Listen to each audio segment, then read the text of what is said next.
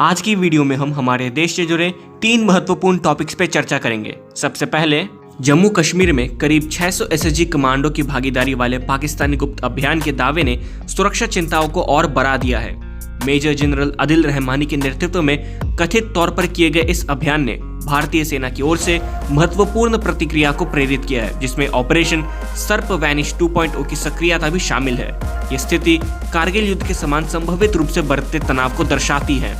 इसके बाद रक्षा मंत्रालय ने भारतीय सेना की आर्मर्ड व्हीकल्स के लिए नेविगेशन सिस्टम और कोस्टल गार्ड्स के लिए 22 इंटरसेप्टर बोट्स की खरीद को मंजूरी दे दी है।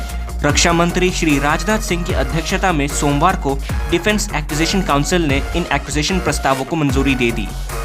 और अंत में भारतीय नौसेना के लिए 3 और स्कॉर्पियन क्लास की सबमरीन्स खरीदने की चल रही प्रक्रिया के बीच परियोजना के लिए फ्रांसीसी साझेदार नेवल ग्रुप ने कहा कि इन नई सबमरीन्स का हार्ट या बैटल मैनेजमेंट सिस्टम भारत में भारत इलेक्ट्रॉनिक्स लिमिटेड द्वारा बनाई जाएंगी और फ्रांस से आर्किटेक्चर का समर्थन प्राप्त होगा। नमस्ते और स्वागत है आप सभी का हमारे YouTube channel Indian power house में। जम्मू कश्मीर में पाकिस्तान द्वारा संभवित गुप्त ऑपरेशन को लेकर नई चिंताएं सामने आई है। कश्मीरी कार्यकर्ता अमजद अयूब मिर्जा और जम्मू कश्मीर के पूर्व पुलिस महानिदेशक डीजीपी शेषपाल वैद ने Pakistani special service group SSG commando द्वारा बड़े पैमाने पर घुसपैठ के दावों का उजागर किया है। एक्स पर हाल ही में लिखे गए एक पोस्ट में मिर्जा ने कहा कि पाकिस्तान के एसएसजी के general officer commanding major general Adil Rahmani Muzaffarabad से एक आक्रामक अभियान की योजना बना रहे हैं। मिर्जा ने दावा किया कि लगभग 600 एसएसजी कमांडो कुपवारा क्षेत्र और जम्मू कश्मीर के अन्य हिस्सों में घुसपैठ कर भी चुके हैं। उन्होंने कहा कि स्थानीय जिहादी स्लीपर सेल इन कमांडो को उनके अभियानों में सहायता कर रहे हैं। मिर्जा ने एएनआई को बताया, एसएसजी के मेजर जनरल आदिल रहमानी मुजफ्फराबाद के अंदर मौजूद हैं और भारत के खिलाफ नए हमलों का संचालन कर रहे हैं। लेफ्टिनेंट कर्नल शहीद सलीम जंजुआ के नेतृत्व में एक एसएसजी बटालियन पहले ही भारतीय क्षेत्र में प्रवेश कर चुकी है और भारतीय सुरक्षा बलों पर उच्च वेग के हमले कर रही है। 2 और बटालियनें जम्मू कश्मीर के रास्ते भारत में प्रवेश करने के लिए मुजफ्फराबाद में तैयार हैं। ये हमला सीधा पाकिस्तानी सेना द्वारा किया जा रहा है। इन घटनाक्रमों ने 1999 के कारगिल युद्ध जैसे संघर्ष की आशंकाएं पैदा कर दी है, जब लगभग 5000 पाकिस्तानी सैनिकों ने भारतीय क्षेत्र में घुसपैठ की थी, जिसके कारण एक लंबा और तीव्र संघर्ष हुआ था। हिमाचल प्रदेश, जम्मू और कश्मीर और पाकिस्तान के कब्जे वाले कश्मीर में फैला एक रणनीतिक क्षेत्र पीर पंजाल रेंज अपने चुनौतीपूर्ण भूभाग के कारण एक महत्वपूर्ण क्षेत्र बना हुआ है, जो घुसपैठियों को छुपने का मौका देता है।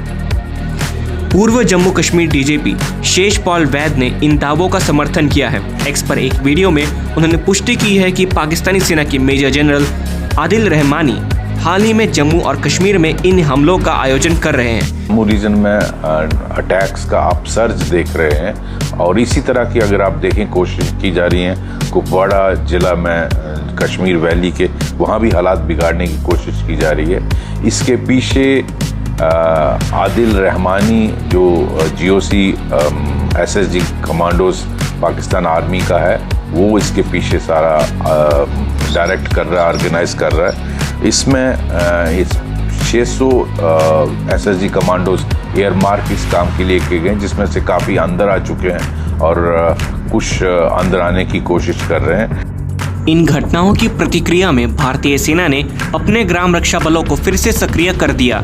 प्रधानमंत्री कार्यालय की निगरानी में चल रहे इस ऑपरेशन की रिपोर्ट सीधे national security advisor Ajit Doval और सेना प्रमुख को दी गई है।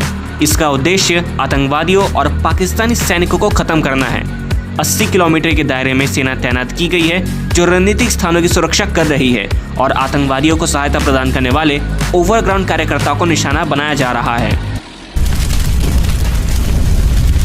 रक्षा मंत्रालय ने बिना विस्तृत जानकारी दिए कहा कि डीएसी ने कई अन्य कैपिटल एक्विजिशन प्रस्तावों पर विचार विमर्श किया है। भारतीय सेना के आर्मर्ड व्हीकल्स के लिए उन्नत भूमि नेविगेशन सिस्टम की खरीद के लिए आवश्यकता की स्वीकृति दी गई है। ये सिस्टम उच्च स्तर के इंक्रिप्शन के साथ स्पूफ प्रूफ है।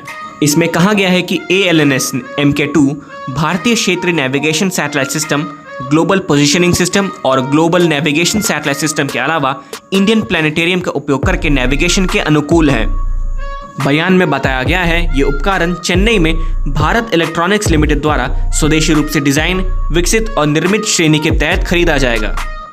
मंत्रालय ने कहा इंडियन कोस्टल गार्ड्स की क्षमताओं को बढ़ाने के लिए डीएसी ने 22 इंटरसेप्टर बोट्स की खरीद के लिए एओएन को मंजूरी दे दी है, जो कि क्षेत्रीय जल में क्विक इंटरसेप्शन और शैलो वाटर के संचालन में सक्षम नवीनतम अत्याधुनिक सिस्टम से लैस है।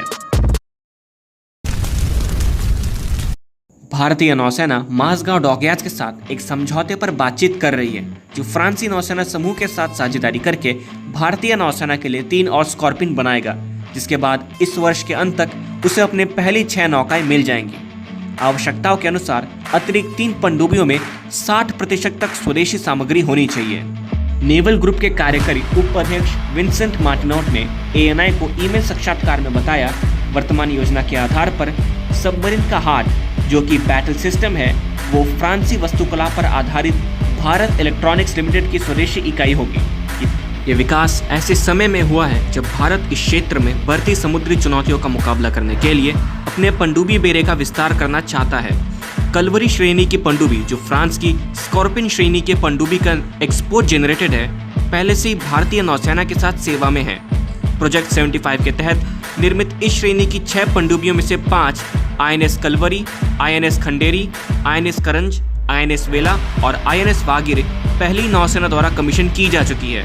छठी पनडुब्बी आईएनएस वागशीर वर्तमान में समुद्री परीक्षणों से गुजर रही है और इस साल इसके कमीशन होने की उम्मीद है।